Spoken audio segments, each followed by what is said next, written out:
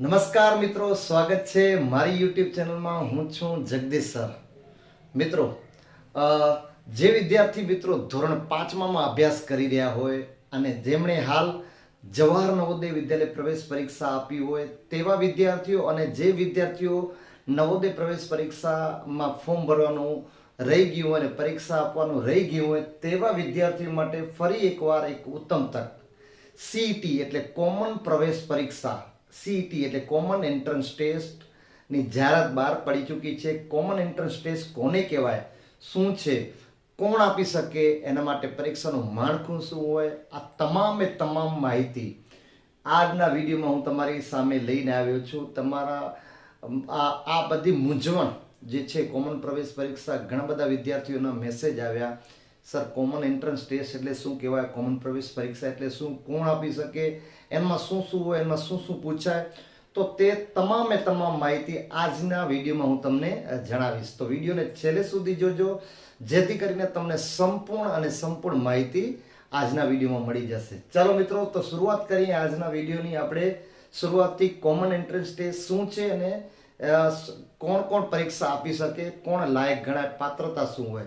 ચાલો શરૂઆત કરીએ. કોમન પ્રવેશ પરીક્ષા, ગુજરાતીમાં અને અંગ્રેજીમાં કોમન એન્ટ્રન્સ ટેસ્ટ, એનું ટૂંકમાં નામ છે સીઈટી. બરાબર.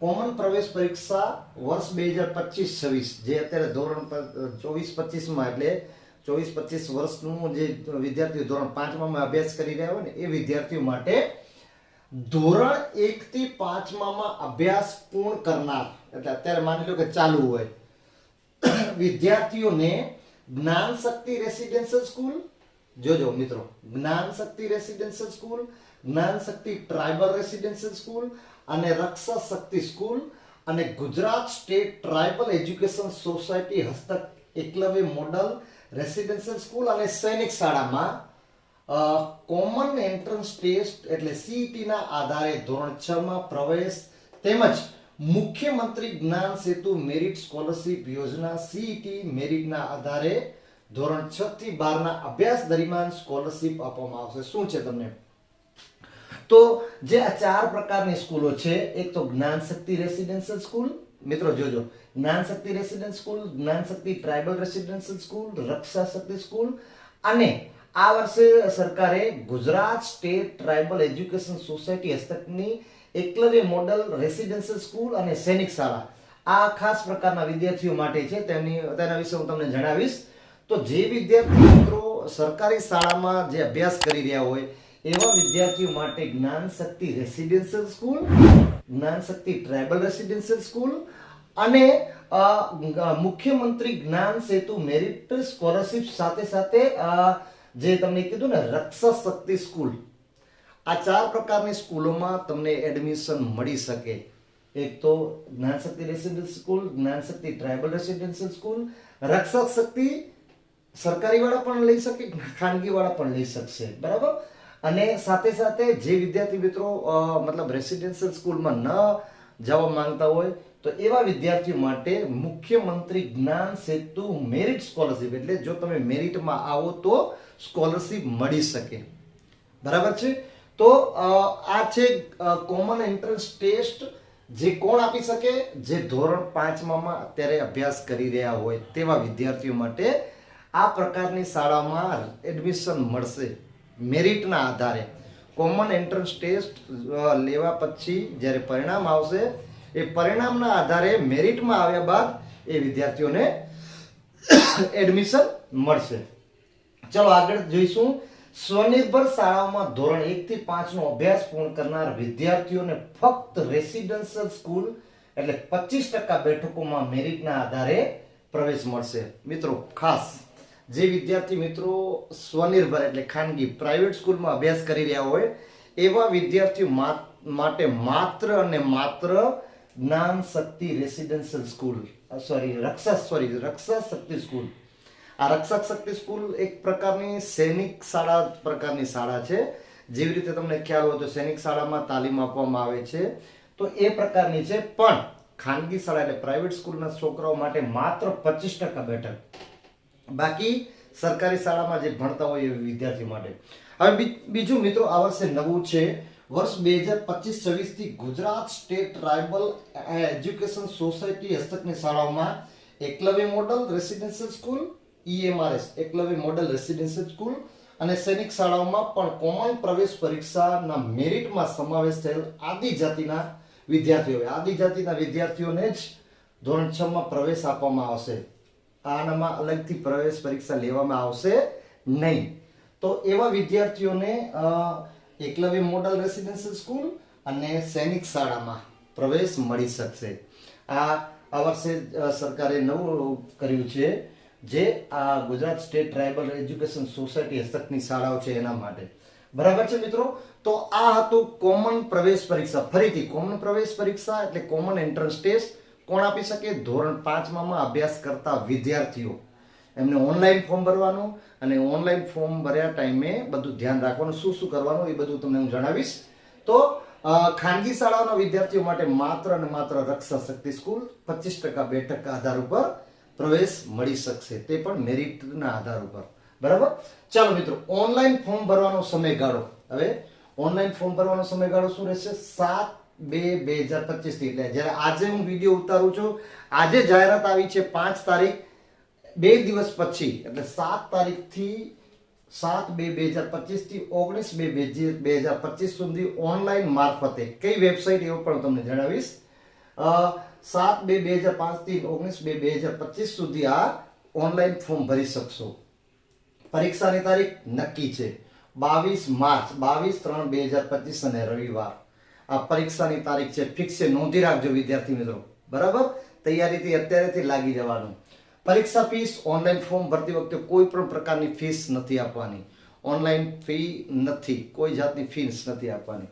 ચલો, હવે આના માટે કોણ લાયક હોઈ શકે? પરીક્ષા માટેની યોગ્યતા પાત્ર. તો સરકારી અને અનુદાનિત શાળાઓમાં ધોરણ 1 થી 5 માં અભ્યાસ પૂર્ણ કરનાર અને CET એટલે કોમન એન્ટ્રન્સ ટેસ્ટ પરીક્ષામાં મેરિટના આધારે પ્રવેશ મળી શકશે. મેરિટના આધારે, જો તમે મેરિટમાં આવશો તો જ તમને પ્રવેશ મળશે અને તો જ તમને સ્કોલરશિપ મળશે. જ્ઞાન સેતુ સ્કોલરશિપ. બરાબર. જ્ઞાન સેતુ મેરિટ સ્કોલરશિપ, મુખ્યમંત્રી જ્ઞાન સેતુ મેરિટ સ્કોલરશિપ. બરાબર. સ્વનિર્ભર ખાનગી શાળાઓમાં ધોરણ 5 નો અભ્યાસ પૂર્ણ કરનારને ફક્ત રક્ષા શક્તિ સ્કૂલ એ પણ 25% બેઠકોમાં મેરિટના આધારે, જેટલી બેઠકો છે એમાં 25% બેઠકો ખાલી ખાનગી અને સ્વનિર્ભર શાળાના. એ માત્ર ખાનગી શાળાઓ માટે માત્ર આ વિકલ્પ છે, રક્ષા શક્તિ. બરાબર. પરીક્ષા કેન્દ્ર ક્યાં રહેશે? તમારે પરીક્ષા માટે ક્યાં જવાનું રહેશે? જ્યારે પણ પરીક્ષાનું હોલ ટિકિટ એટલે શું કહેવાય, આપણે એડમિટ કાર્ડ ઇસ્યુ થશે, જેવી રીતે નવોદય વિદ્યાલયમાં એડમિટ કાર્ડ ઇસ્યુ થયું હતું, જે તે તાલુકા મથક પર. હવે આનું પરિણામ અને મેરિટ લિસ્ટ ક્યારે આવશે, ક્યારે આવશે એ તો પછી જ, પણ કઈ વેબસાઇટ ઉપર? www.sbexam.org પર જોવા મળશે. જ્યારે પરીક્ષાનું મેરિટ અને રિઝલ્ટ બહાર પડશે ત્યારે આ વેબસાઇટ ઉપર તમને એનું રિઝલ્ટ જોવા મળશે. બરાબર છે. ચાલો નેક્સ્ટ, શાળા પસંદગી. ટેસ્ટ મેરિટના આધારે શાળાઓમાં પ્રવેશ અને જ્ઞાન સેતુ સ્કોલરશિપ માટે નિયામક શ્રીની કચેરીના આધારમાંથી જે જાહેરાત આવશે, જે લિસ્ટ બનશે, એના આધારે તમને શાળા પસંદગી કરવાની રહેશે. બરાબર છે મિત્રો. તો તમને ખબર પડી ગઈ હશે કે મિત્રો કોમન પ્રવેશ પરીક્ષા શું છે, કોમન એન્ટ્રન્સ ટેસ્ટ શું છે, કોણ આપી શકે, કોણ એના માટે લાયક છે અને એ પરીક્ષા શું છે. તો એના વિશે મારા ખ્યાલથી આપ સૌને જે મેં અત્યારે તમને જણાવ્યું એ પ્રમાણે તમને માહિતી ખબર પડી ગઈ હશે. હવે મિત્રો કઈ આ સ્કૂલો છે એનું લિસ્ટ પણ તમને જાહેર થશે ત્યારે હું તમને 100% વિડીયોના મારફતે અથવા તમને આ વેબસાઇટ ઉપરથી તમને મળી શકશે કે આપણા ગુજરાતમાં કઈ જગ્યાએ આ જે જ્ઞાન શક્તિ રેસિડેન્શિયલ સ્કૂલો આવેલી છે. જિલ્લા વાઇઝ 1 2 અત્યારે ફાળવેલી છે. અને રક્ષા શક્તિ સ્કૂલ કચ્છ જિલ્લાની વાત કરું તો ગજોડ જે HJD છે ત્યાં આગળ કેરામાં આવેલી HJD શાળાની અંદર અત્યારે રક્ષા શક્તિ સ્કૂલ કાર્યરત છે. બરાબર. હવે આપણે જાણીશું પરીક્ષાનું માળખું એટલે અભ્યાસક્રમ શું હશે તેના વિશે હું તમને માહિતી આપીશ કે પરીક્ષાનો અભ્યાસક્રમ શું હશે. તો ચાલો આપણે જાણીશું પરીક્ષાના અભ્યાસક્રમ વિશે. ચાલો મિત્રો, હવે આપણે જાણીશું કે કોમન પ્રવેશ પરીક્ષા એટલે કોમન એન્ટ્રન્સ ટેસ્ટનું કસોટીનું માળખું શું રહેશે અને એનો અભ્યાસક્રમ શું રહેશે. તો એના વિશે હું તમને થોડીક માહિતી આપીશ, થોડુંક જણાવીશ. તો સૌથી પહેલા કસોટીનું માળખું. કસોટીનું માળખું સીઈટી એટલે કોમન એન્ટ્રન્સ ટેસ્ટ બહુવિકલ્પીય સ્વરૂપ. એટલે બહુવિકલ્પીય તમને ખ્યાલ હોય તો 4 વિકલ્પો આપેલા હોય. માની લો કે ગાંધીજીનો જન્મ ખાલી જગ્યામાં થયો હતો, એ પોરબંદર, બી અમદાવાદ, સી ગાંધીનગર, ડી વડોદરા. તો આવી રીતે જે 4 વિકલ્પો આપેલા હોય તો એવી રીતે બહુ વિકલ્પી હશે અને વિવિધ હેતુલક્ષી મલ્ટિપલ ચોઇસ સ્વરૂપની રહેશે. બરાબર. તો સીઈટી બહુ વિકલ્પ સ્વરૂપ અને વિવિધ હેતુલક્ષી સ્વરૂપની રહેશે. જેવી રીતે તમે નવોદયની પ્રવેશ પરીક્ષા આપી, જેમ 4 વિકલ્પો આપેલા હોય એમ 4 વિકલ્પોમાંથી તમને OMR ઉપર લખવાનું, બસ આવી જ રીતે એનું પ્રશ્નપત્ર રહેશે, બહુ વિકલ્પીય. પ્રશ્નપત્ર 120 ગુણનું રહેશે એટલે 120 માર્ક તથા સમય 150 મિનિટ. 150 મિનિટનો સમયગાળો તમને મળશે મિત્રો. 150 મિનિટ એટલે સમજી લો ને 2.5 કલાક જેવો સમયગાળો તમને મળશે. માધ્યમ ગુજરાતી અને અંગ્રેજી ભાષા. જે વિદ્યાર્થી ગુજરાતીમાં છે એમને ગુજરાતી અને અંગ્રેજી મીડિયમના બાળકો માટે અંગ્રેજી ભાષા ચૂઝ કરી શકશે, નક્કી કરી શકશે. બરાબર. હવે એના જે વિષયો છે ગણિત, અંગ્રેજી, હિન્દી, પર્યાવરણ, તાર્કિક તર્ક ક્ષમતા અને સામાન્ય જ્ઞાન વિષય આધારિત પ્રશ્નો રહેશે. તાર્કિક તર્ક એટલે મિત્રો જેવી રીતે તમે નવોદય પ્રવેશ પરીક્ષામાં માનસિક યોગ્યતા કસોટી કેવી રીતે આકૃતિઓ હતી એ પ્રકારની આકૃતિઓ હશે અને થોડીક બીજી અલગ પ્રકારના તર્ક વિતર્ક પ્રશ્નો પણ હશે, જેની અંદર તમારે માનસિક યોગ્યતા કસોટી એટલે તમારો બુદ્ધિનો ઉપયોગ કરવાનો રહેશે. તો આવી રીતે આ એના વિષય રહેશે. હવે અભ્યાસક્રમ મતલબ કેટલા માર્કનું કેટલા વેઇટેજ જેને કહેવાય ને કે સૌથી પહેલા તાર્કિક ક્ષમતા કસોટી 30 પ્રશ્નો અને 30 ગુણ એટલે 30 માર્ક. ગણિત 30 પ્રશ્નો 30 ગુણ. 3 પર્યાવરણ 20 પ્રશ્નો 20 ગુણ.